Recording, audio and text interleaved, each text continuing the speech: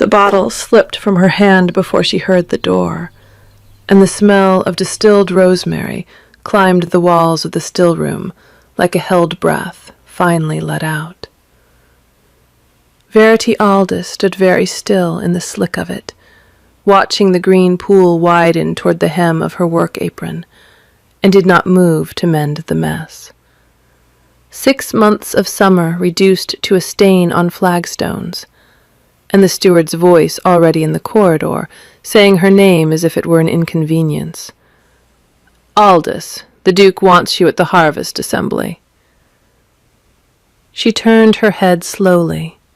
Mr. Holland filled the doorway, all polished button and unreadable mouth, his eyes traveling past her to the puddle and away again, as though the loss had nothing to do with him. The lamp behind him caught the resin under her nails, the soot on her wrists, the colorless cap she pinned down each dawn over hair the household had never properly seen. At the assembly. By name, Lady Margeson was particular. She bent for the bottle then, because bending hid her face, and set it upright on the bench with the care she would have given a living thing. The rosemary went on climbing. Outside the narrow window, the kitchen garden lay in the long blue light of an October afternoon, the lavender already cut and bundled, the rue gone leggy, the bees gone into whatever winter they had found. She had been 7 years at Renfell, 7 years of being summoned only when a cook had scalded her hand, or a groom had taken a kick to the ribs, or the housekeeper required a tincture for what no one would name aloud. Never to an assembly, never by the Duke. "You may tell her ladyship I am unwell. She said you would say so." There it was. The trap closed. Verity straightened and met Holland's eyes directly for the first time, and saw the faint flicker that always crossed a household servant's face when she did. The small reorientation, the suspicion that the apothecary woman was not quite the creature she pretended to be, dismissed almost as soon as it arose. She let it pass. "What hour?" "8. The blue drawing-room. Her ladyship has had a dress sent up." He hesitated, and a thread of something almost human moved through his voice. "She bade me say it is the green muslin from the lumber room, the one with the patched sleeve." So that was the shape of it. Not an invitation. A spectacle. They meant to bring the apothecary woman in homespun and bad lace into a room of silk, and let her stand in the middle of it, until laughter started somewhere near the punch bowl and traveled outward. She had heard the rumor at the herb gate that morning, and dismissed it as the kind of cruelty too obvious to be true. She had been wrong about the obviousness then, not about the cruelty. "Thank you, Mr. Holland." He waited a half-beat for her to protest or weep or refuse, found none of these, and withdrew. The door closed, the latch fell. Verity stood with her hand flat on the bench until the wood under her palm had warmed to her body, and then she did the one thing she had taught herself never to do in the still room. She allowed herself to think of her father. He had been a small man with a large library and a way of laughing at his own bad investments until the laughter ran out. He had taught her Latin out of a Culpeper and Greek out of nothing at all, and he had said, the last winter of his life with his hand on her wrist, as if to hold her in the chair, "Verity, whatever the world makes of you, it cannot unmake what you know." She had finished the manuscript at his desk 3 weeks after they put him in the ground. She had sent it to Edinburgh under no name.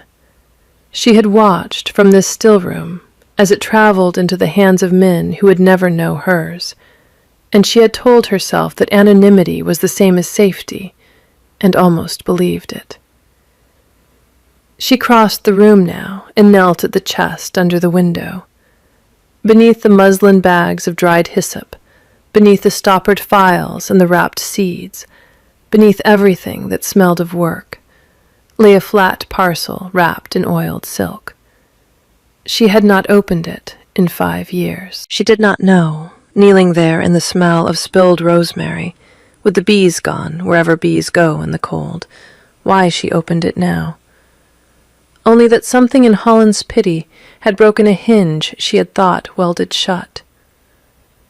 The silk inside was the color of wet slate, her mother's, cut down for her at 16 and worn once to a country ball she had attended in a year when there had still been money for such things.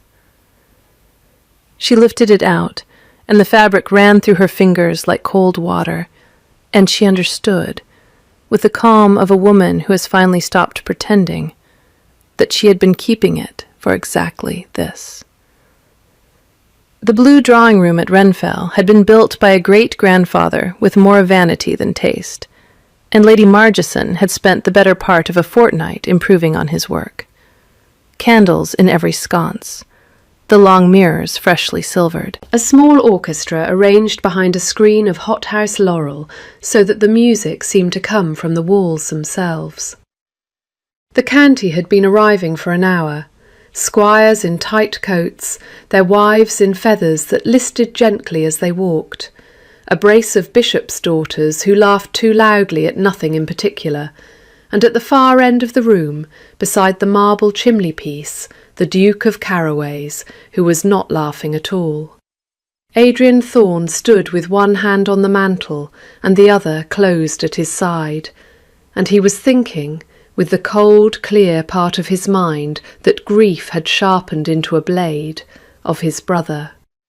Felix had been awake when he left him an hour before, awake and lucid, and trying, between the small hard coughs that took him now every 3 or 4 minutes, to make a joke about the cravat Adrian's man had insisted upon. The joke had not been very good. Adrian had laughed anyway, because laughing was the one thing left he could give. Then he had come down to this room full of people who wanted things from him, and Cousin Margeson had taken his arm at the door and said, with the bright pitch she used when she had arranged a cruelty, "Adrian, you must let me show you something diverting before the dancing begins." He had not asked what. He had not, in the 6 months since his father died and the title fell on him like a weight he had not been built to carry, asked very many questions at all. Grief had made him exacting. Grief had also, he was beginning to suspect, made him a worse man than he had been before, and he did not yet have the energy to mend it. Lady Margeson appeared at his elbow now, with 2 glasses of negus and a smile he distrusted on principle. "She is late." "Who?" "The apothecary creature. Holland swore she'd come. I have a wager on with the Manwaring girls. 5 shillings she arrives in clogs." He turned his head and looked at his cousin properly for the first time that evening. She was a handsome woman of 50, with cold, pretty eyes and a mouth made for small unkindnesses, and he saw, with a flicker of something close to dismay, what she had arranged. "Margeson. Oh, don't be Methodist about it. The county wants amusing. You have been a thundercloud since Easter. Let the girls shuffle in and curtsy badly, and we may all eat our supper with appetite." She lifted her glass. "I told Holland to send up the green muslin, the one with the—" "Stop."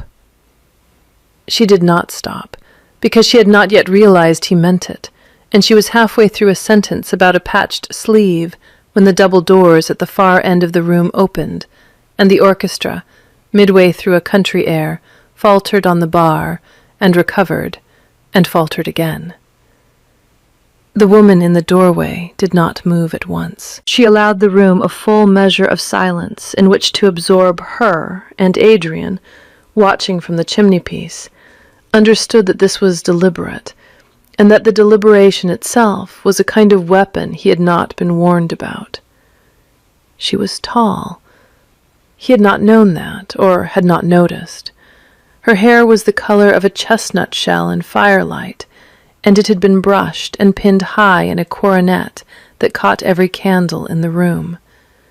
The dress was wet slate silk, cut close at the bodice and falling without ornament to the floor, and against it her skin had the quality of something lit from inside. There was no lace at her throat. There was no jewelry. There did not need to be. She stepped into the room, and the orchestra found its bar again, too late, and the conversation that had stopped did not start back up. A bishop's daughter coughed once into her glove. Lady Margeson, at Adrian's elbow, made a small sound he had never heard her make before, and he recognized it, after a moment, as the sound of a woman watching 5 shillings walk out of her purse. Verity Aldous crossed the floor as if she had been crossing such floors all her life. He saw, because he had finally begun to look, that her hands were not steady, that she had clasped them in front of her precisely because they were not steady, and that this small visible effort was the only thing in her bearing that conceded anything to the room at all. She stopped 3 paces from him and made the smallest possible courtesy, the courtesy of an equal who has remembered, just in time, to be polite. "Your Grace." He could not, for a moment, recall how to answer. Lady Margeson was the one who recovered first, with the brassy laugh of a woman trying to convert disaster into mischief. "Miss Aldous, how charming. We had not, that is, we had thought that I would come in clogs, yes." Verity did not look at her. She had not, since entering the room, looked at anyone but the Duke. "I was given to understand the invitation was sincere. I have dressed accordingly." It was the steadiness of it that undid him, not the dress, not the hair. The steadiness. He had spent 6 months among people who calibrated every word against his rank, and here was a woman who had walked into a trap she could not have failed to recognize, and had answered it with 2 clean sentences and a courtesy. He inclined his head a degree more than necessary. "Miss Aldous, you are welcome." "Thank you." There was a small movement at the edge of the room, a flicker of dark coat, a man being shown in late by a flustered footman. Verity's eyes shifted past Adrian's shoulder for the first time, and he saw, in the sudden minute tightening at the corner of her mouth, that she had recognized someone. Then she smoothed her face again and looked back at him, and the courtesy held, and the orchestra at last began a proper measure, and the room remembered, in stages, how to breathe. He should have asked her then what she had seen. He did not. He was still learning, that night, how to ask anything at all. Supper had been laid in the long gallery, and the company moved toward it the way company always moved at Renfell, in eddies of rank and inclination, the older women first on the arms of whichever gentleman had been deputed, the younger people drifting after in pairs and threes. Verity had been placed, by an oversight she did not believe was accidental, near the foot of the table, between an elderly canon who was deaf in his right ear and an empty chair. She took her seat without remark and unfolded her napkin, and felt the eyes of the room continue to slide toward her and away, like fingers testing whether a kettle was still hot. The empty chair was filled, late, by the man in the dark coat she had seen at the door. He sat down without looking at her, accepted soup from a footman, and addressed the canon over Verity's head. "Dr. Pell, sir, lately of York. I was to have dined with Sir Henry tonight, but he is laid up with the gout, and sent me on with his apologies." The canon, who could not hear him, smiled benevolently and nodded.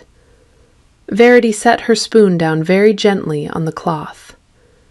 He was thinner than she remembered, and the side whiskers were new, and the coat was better cut than any coat Mr. Edmund Pell had owned in the years she had known him as her father's pupil.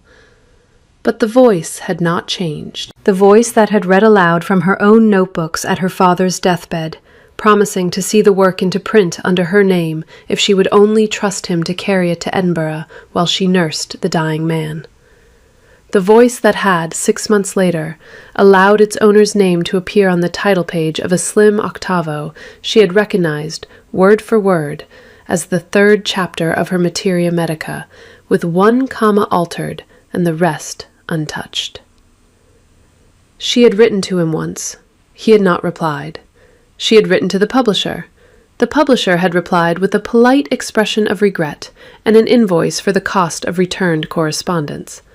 She had stopped writing letters after that, and had begun, instead, sending her work under no name at all, on the theory that a thing nobody could claim was a thing nobody could steal, and had watched, year by year, as Dr. Pell's reputation grew on the strength of papers he had not written, and as her own remained the rumour of a rumour among a few physicians in Newcastle, who occasionally wondered, in print, who the anonymous compiler of the Northern Dales might be.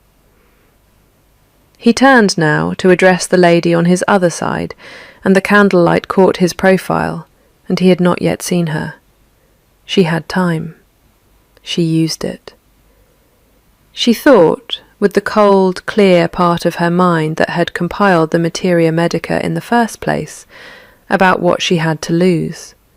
Her place at Renfell, the roof over the small room above the still room where she slept, the £8 a year that kept her in shoes and ink, the protection, such as it was, of being nobody. And she thought, with the same cold, clear part, about what she had to gain by saying nothing, and found, when she looked, that the answer was nothing at all. The Duke was seated at the head of the table. She could see him without turning her head, framed between 2 silver epergnes of late grapes, his face composed into the careful blankness she had been watching him wear for 6 years from a distance. He had not eaten anything. He had not, she thought, been eating anything for some weeks. She knew this because she had been the one preparing the small bitter draughts the housekeeper sent up to his rooms each morning, on the housekeeper's authority, with no instruction from the Duke himself. She knew, too, what those draughts were for, and that they had not been working, because the case they were prescribed against was not in any English book she had read. Dr. Pell turned back to his soup. The lady on his other side had asked him something. He answered her with the practiced fluency of a man who had grown comfortable being asked. "A rare wasting fever, madam, yes. The Duke's brother. I have been called in consultation. There is a remedy, a particular preparation. One reads of it in the older continental writers. But the materia is uncommon, and I have not yet been able to— Stylingia."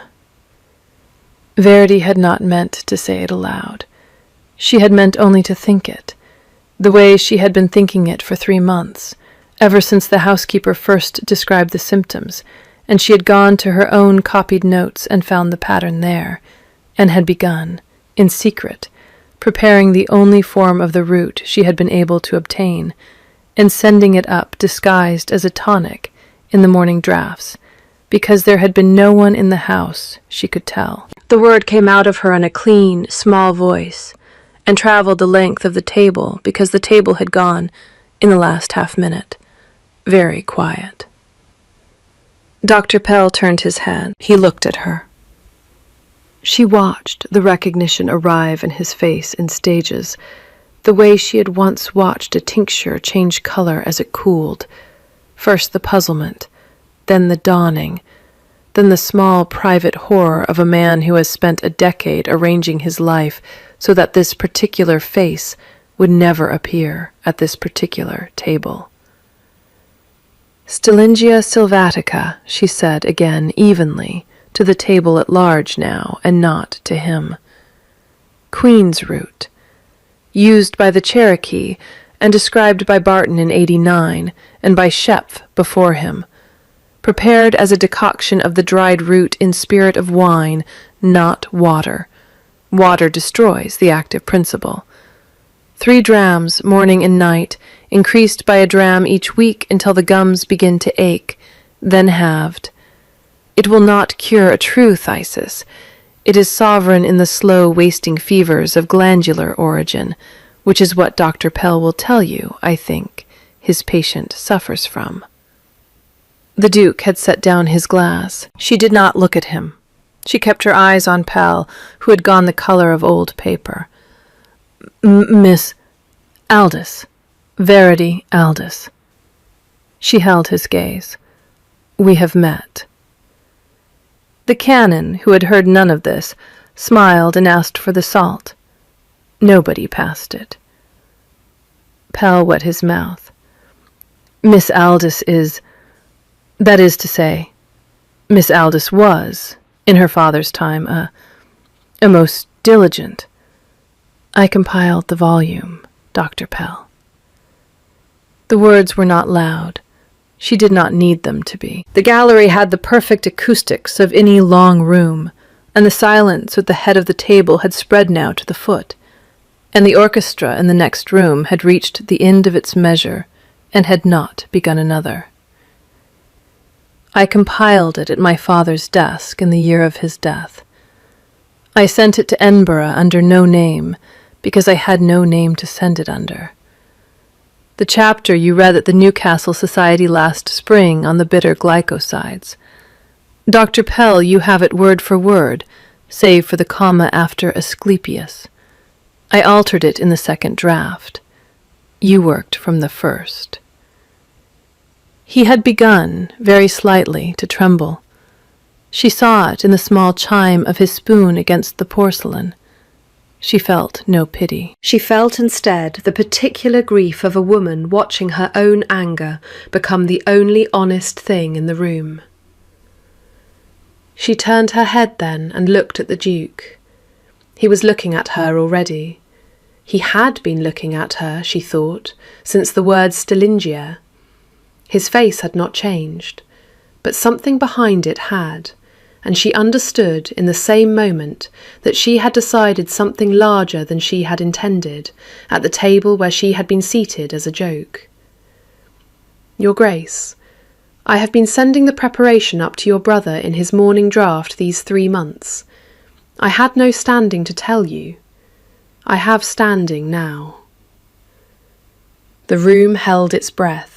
Adrian did not, afterward, remember rising. He remembered only that he was on his feet, and that the gallery was on its feet with him, and that he had crossed the length of the table without seeing any of the faces he passed, and that he had stopped opposite Verity Aldous, at the foot of it, with the silver epergnes between them, and a great roaring quiet in his ears, like the inside of a shell. He remembered her hands on the cloth, very still now. He remembered Pell sitting between them like a man waiting for a sentence. You will come with me, now. Yes. Bring whatever you have prepared. It is in the still room. I can be ready in 5 minutes. Pell, you will accompany us. You will tell me, on the way, every word you can recall of what Miss Aldous has just claimed.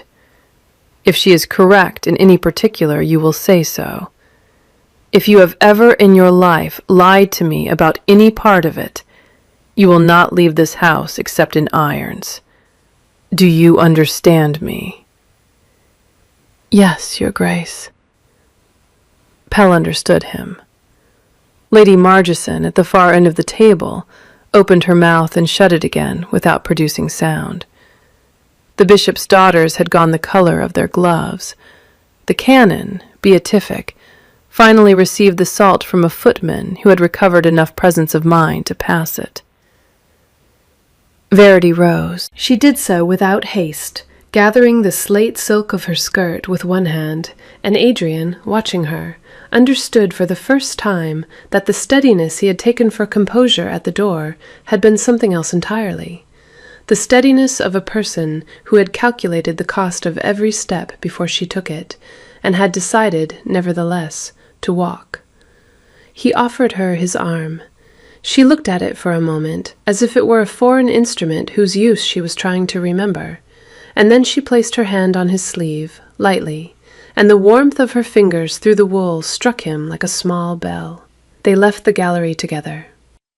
Pell followed 3 paces behind, between 2 footmen who had not been instructed, but who had instinctively closed in around him. Behind them the orchestra, mercifully, began another measure, and the county at Renfell, having come to see a country girl shamed in a patched sleeve, were left instead to eat their cold soup in the company of a story they did not yet know how to tell. In the corridor outside, between 2 sconces, Verity stopped and removed her hand from his sleeve and looked up at him. "Your Grace, before we go any further, you should know that I have just destroyed the only man in England who has ever made my work public." "I know. And that I am not certain whether I have done it because it was right, or because the chance presented itself, or because I wanted to be looked at, just once, by the people who have not looked at me for 7 years. He considered her. The corridor was cold. A draught from somewhere had made the candles tremble.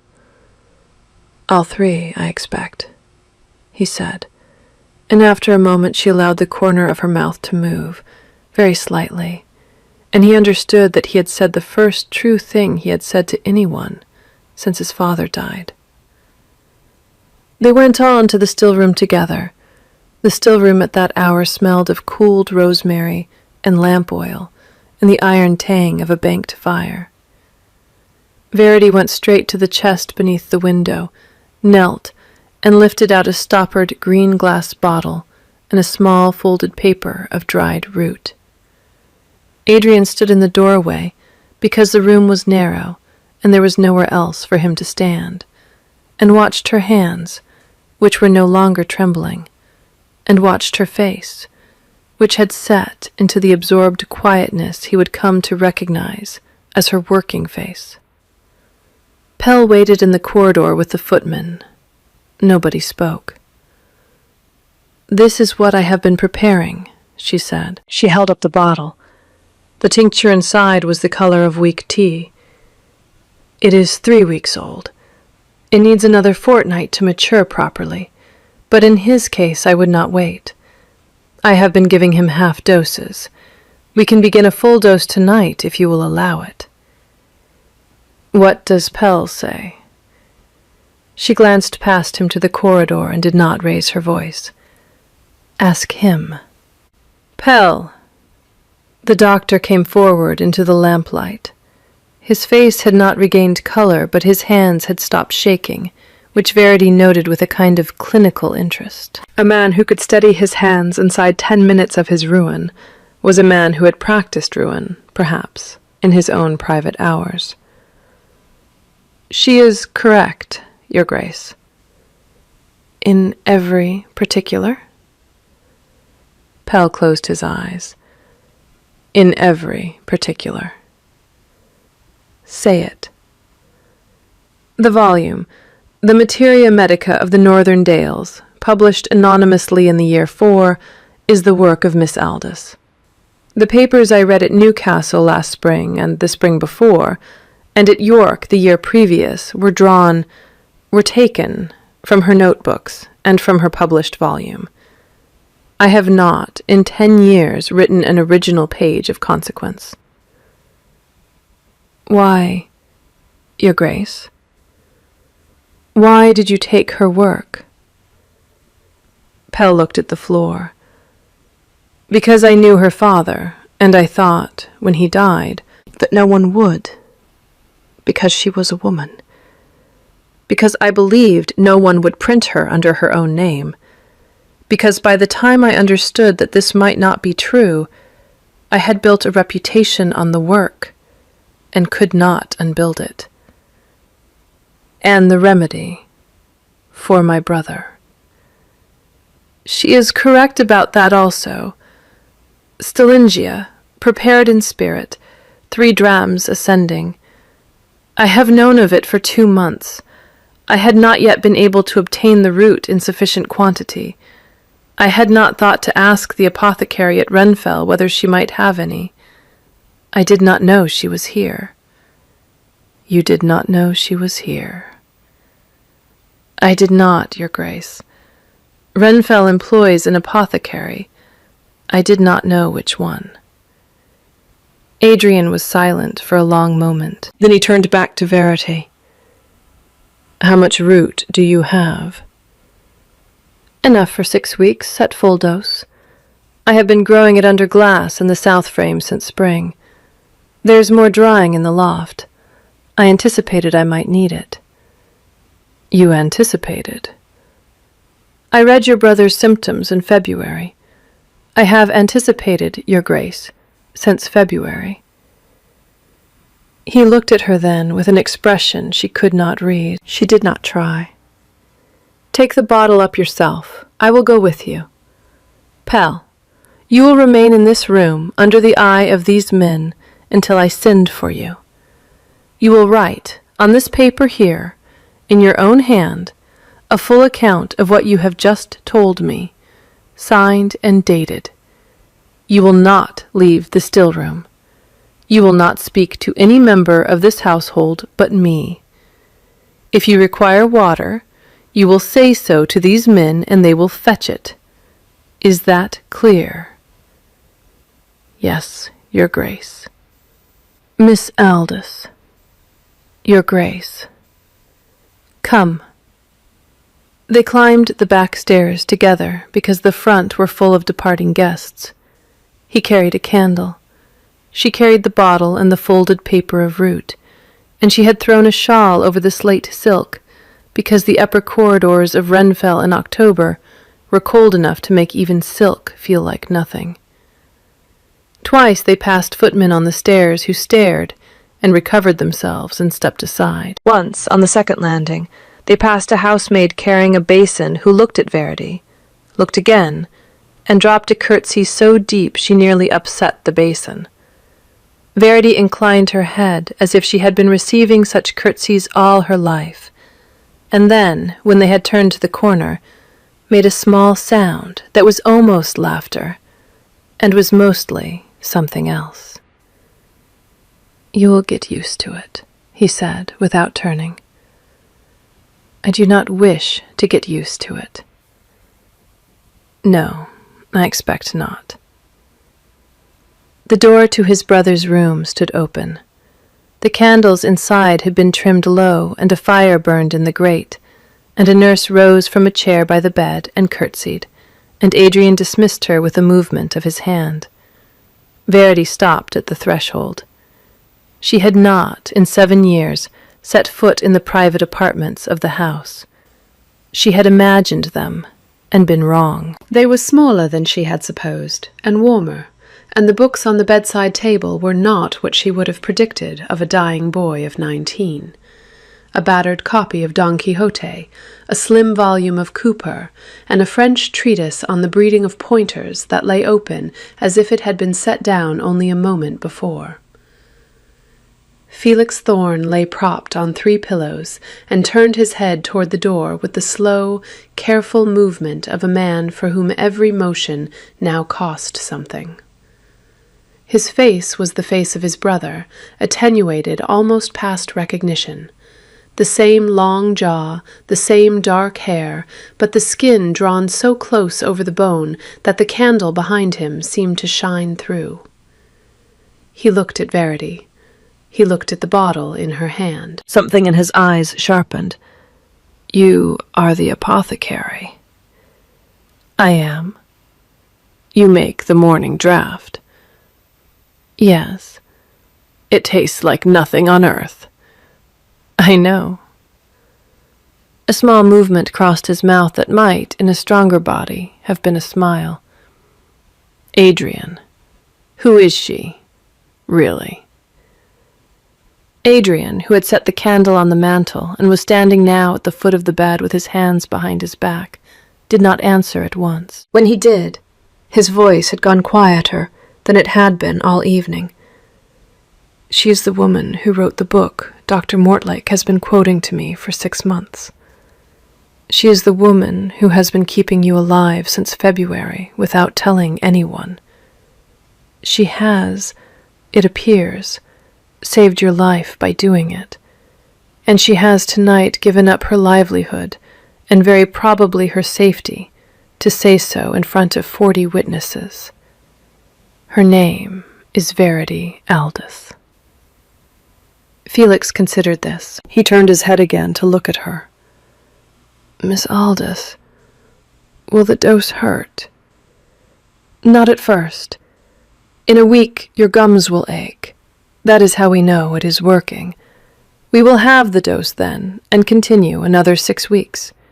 You will tire less, you will eat more. By Christmas, if I am right, you will walk to the window." "And if you are wrong?" "If I am wrong, I will have done you no harm, and I will have wasted 6 weeks of your time. You have a great deal more than 6 weeks left to you, my lord. I would not have spoken if I were not certain." He closed his eyes for a moment, opened them. "Give me the dose." She crossed to the bed. She measured the tincture into the small horn spoon she had carried in her pocket for 3 months against exactly this moment, and she steadied his hand with her own, and she put the spoon to his mouth, and he swallowed it without making a face. She straightened. She corked the bottle. She set it on the table beside the cowper. 3 more in 8 hours. I will come up myself. Adrian. Yes. I like her. So do I. Verity did not look at the Duke. She was looking very steadily at the closed bottle. The fortnight that followed was the longest fortnight of Verity's life, and, she suspected, of the Duke's also, though he never said so.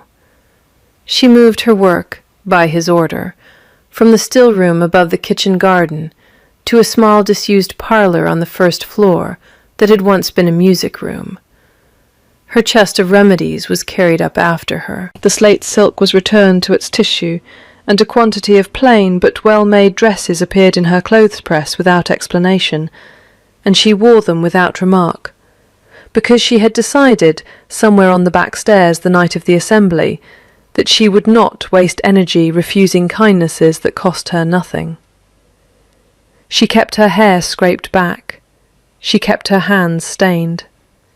The dresses she allowed because they fit, and because the fabric did not catch the resin the way her old wool had done. Felix improved on the 4th day. By the 7th his gums had begun to ache, exactly as she had warned, and she halved the dose, and by the 10th he was sitting up to read the French treatise on pointers aloud to anyone who would sit still long enough to be read to, which was usually his brother, and increasingly often Verity herself, who had begun to come up in the evenings for half an hour, with the morning's preparation already measured and stoppered against the dawn. Pell was gone. He had been sent on the 2nd day to York with a letter from the Duke to the chairman of the Newcastle Society, and instructions to read it aloud to that body at its next meeting, and another letter to the publisher in Edinburgh requiring a corrected reprint of the Materia Medica under Miss Aldis's name, at the publisher's expense, and a third letter to a magistrate at Verity's discretion. She had not, in the end, sent the third. She had thought about it for 2 nights. On the 3rd morning she had walked into the music room, where the Duke was waiting for her with the unsent letter on the table between them, and she had picked it up and held it in the candle until it burned, and she had said only, "He will spend the rest of his life knowing what he is. That is enough." Adrian had not argued. He had watched the paper curl. He had said, after a moment, "You are a more generous woman than I would be in your place." And she had answered, "I am not generous. I am tired." And he had nodded, as if she had given him a piece of information he intended to remember. They had fallen, in those days, into a pattern of working together that neither of them had named. She came up to Felix's room at dawn. He met her on the landing with a candle. They sat together in the chair by the fire for the quarter hour it took the dose to settle, and they did not always speak. And when they did, the conversation took the small, ordinary shape of two people who had a great deal of work in common and not very much time for ornament. She told him about the south frame and the loft and the plants she had been growing in secret for 6 years against contingencies she had not been able to name. He told her about the estate accounts and the tenants and the 3 London physicians who had been politely paid off and sent home. She told him about her father. He told her about his. On the 11th evening she came into the music room with a copy of the unfinished 2nd volume of her Materia Medica in her arms, the manuscript she had been keeping in the chest beneath the window, the work of 5 years that no one in the world but herself had ever read. And she set it down on the table in front of him, and she said, "You should know what you have lent your name to defending." He had looked at the stack of paper. He had looked at her.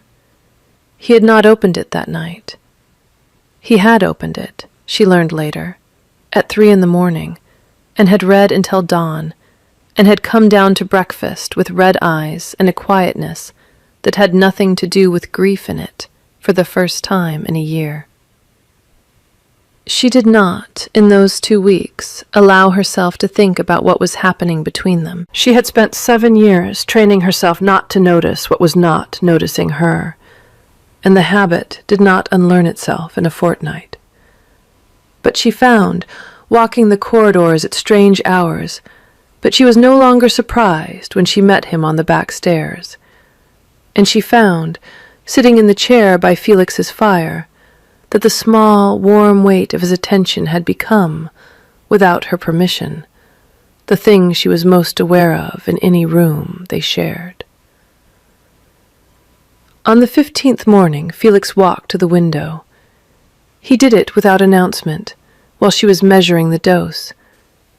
He simply set aside the cowper and put his feet on the floor and stood, slowly, and crossed the 4 paces from the bed to the casement, and laid his hand on the glass, and looked out at the kitchen garden, where the last of the lavender had been cut and bundled, and the bees had gone, wherever bees went in November. Verity, with a spoon in her hand, did not move. Adrian and the chair by the fire did not move either.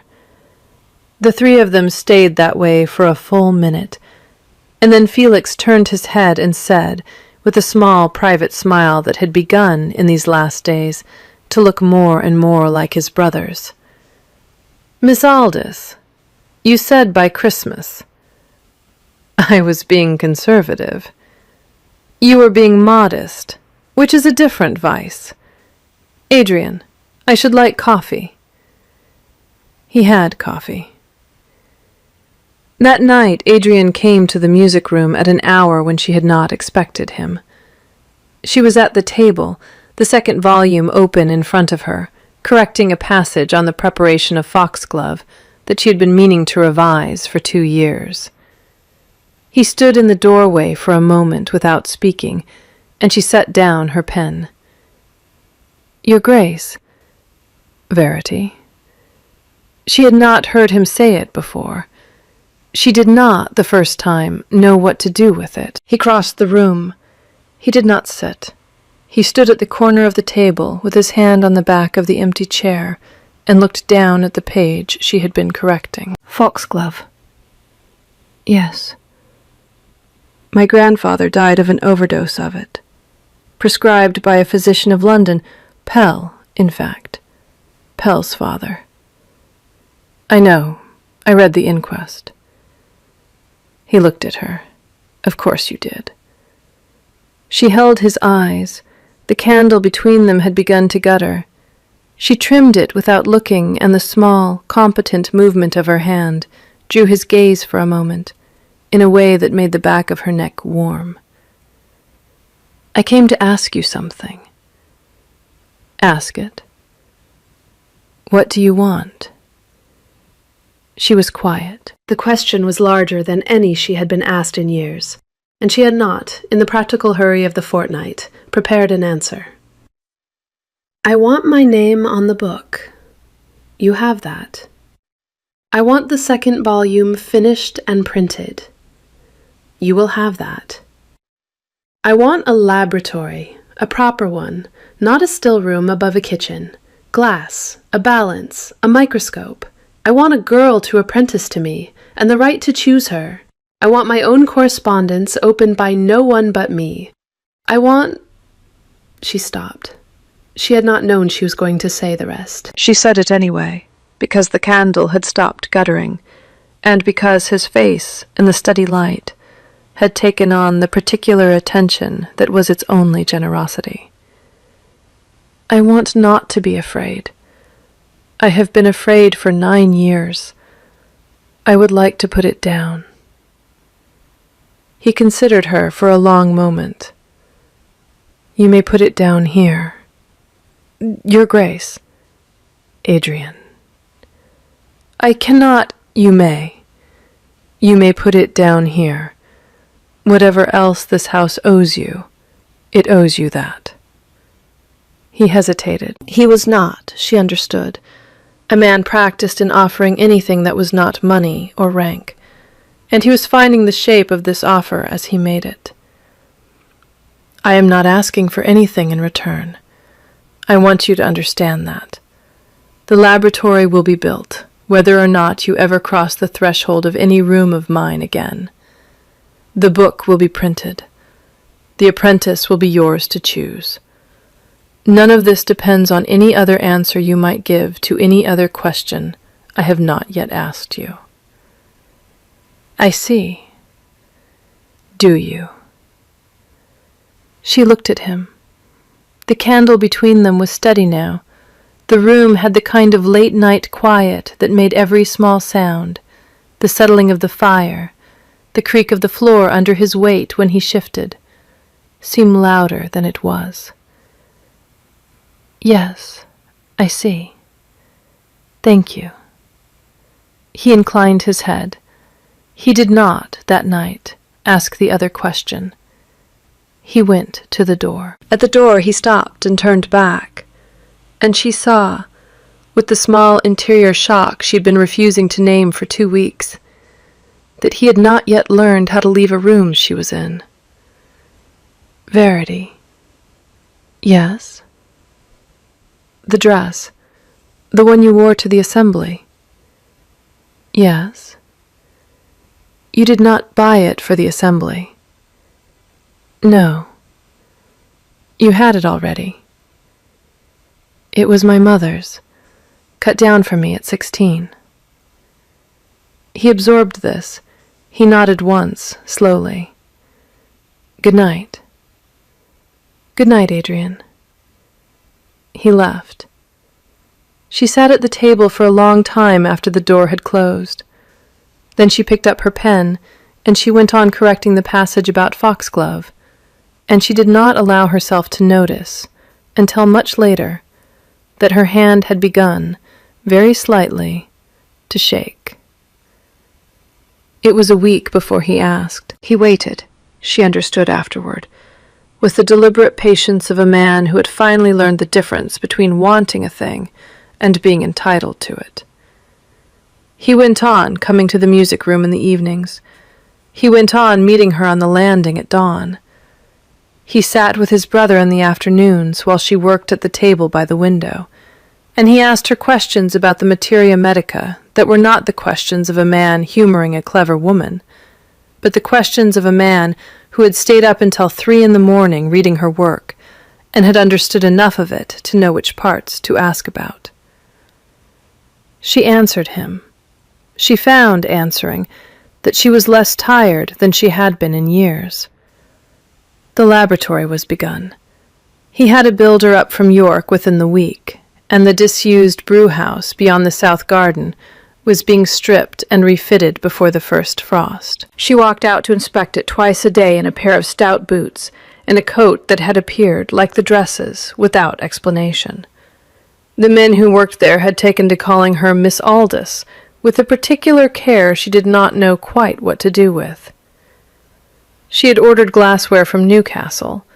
She had written, under her own name, to a girl at Whitby, whose letter to her father 7 years ago she had never been able to answer, and had received in reply a letter that had made her sit down on the music-room floor and cry for half an hour, which she had not done in 9 years, and did not intend to do again soon. The girl would arrive in December. She would have a room. She would have an apprenticeship. She would have, Verity intended, the thing Verity had never had, a name on her work from the first page. Lady Margeson had left Renfell on the morning after the assembly, with a great quantity of luggage, and a brief note from her cousin, which Verity had not seen, but which had, by the housekeeper's account, contained the word never twice, and very few other words. The bishop's daughters had written letters of fulsome apology. The squires had written letters of fulsome interest. 3 physicians from London had written letters asking for the precise preparation of the Stellingia tincture.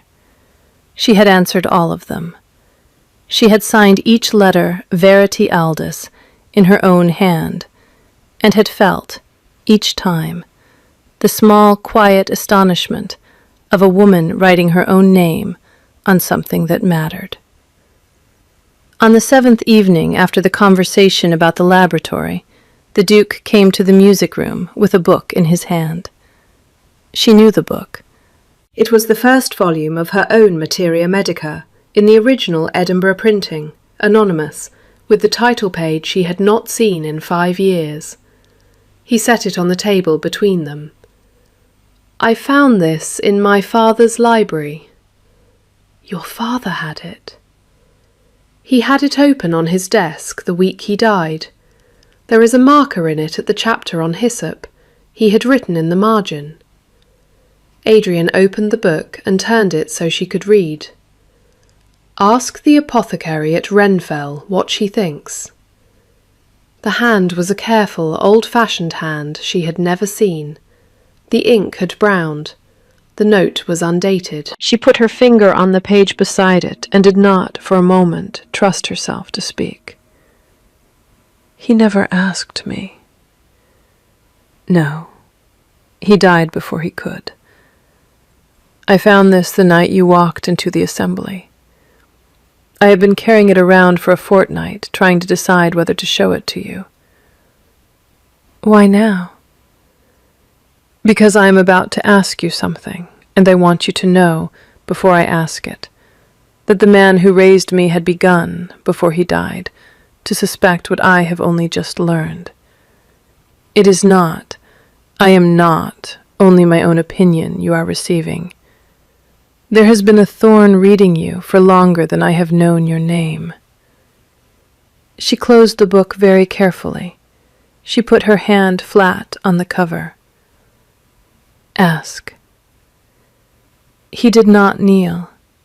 She would have liked him less if he had. He sat down in the chair opposite her, and he set his hands on the table, palm down between them, as though he were laying out an instrument for her inspection. And he spoke in the low, even voice she had come to recognize as the voice he used when he was telling the truth. "I am not a romantic man. I have not been a kind man for some time. I have been better this fortnight than I have been in a year, and you are the reason for it, and I would like to go on being better, and I would like to do it in a house in which you are not a guest, but a wife. I am offering you marriage. I am offering it knowing that you do not need it, that you have a laboratory and a book and a name, and the protection of this house whether or not you accept. I am offering it because I have spent 2 weeks watching you work, and I have come to the end of any honest reason not to ask. You may refuse. You may take a year to answer. You may keep the laboratory and the apprentice and your own correspondence either way." He stopped. He waited. She did not answer at once. She looked at his hands on the table. She looked at the book between them. She looked at her own hands, which were stained at the cuticles with the resin of the morning's preparation, and which she had not, for 9 years, found it possible to imagine inside another person's. Adrian. Yes. Why did you not look at me? For 7 years. Because I had not yet been ruined enough to look at anyone. I am sorry for it. I cannot give you back the 7 years. I can tell you that I am looking now, and that I do not intend to stop. She was quiet a long time. The candle between them was steady. The fire in the grate had banked low, and the room smelled, very faintly, of the rosemary she had been distilling that afternoon in the new laboratory. I will not be quick. I have been alone a long time. I will need to learn how to be looked at. I will need to learn how to be in a room without counting the exits. I will need to keep working. I will need... She stopped.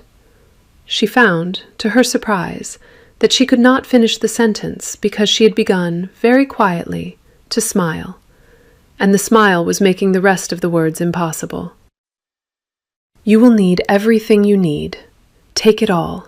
Take as long as you require. The answer can be yes a year from now, or it can be yes tomorrow, or it can be no, and the laboratory will be built either way, and I will go on coming to this room in the evenings, whether or not you ever say anything to me about it again. It will not be no. He held very still.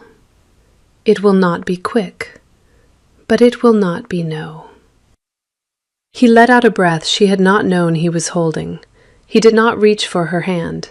He did not, she understood, intend to reach for her hand until she put it within reach. She considered her hand. She considered his. She moved hers, slowly, the small distance across the table, and she set it on top of his, resin-stained and warm, and the slate silk steadiness she had carried into the assembly 2 weeks before settled into her again, like a thing finally come home. They sat that way for a long time. Outside the window, the first thin snow of November had begun to fall against the glass, and somewhere upstairs Felix Thorne was reading aloud to his nurse from a French treatise on the breeding of pointers. And in the brewhouse beyond the south garden, the new glassware lay packed in straw waiting for the morning, and on the table between them, the anonymous first edition of her own book lay open at the chapter on hyssop, with the dead Duke's careful hand in the margin, asking, at last, the question his son had finally learned how to ask. She did not, then or ever, take the slate silk out of its tissue again.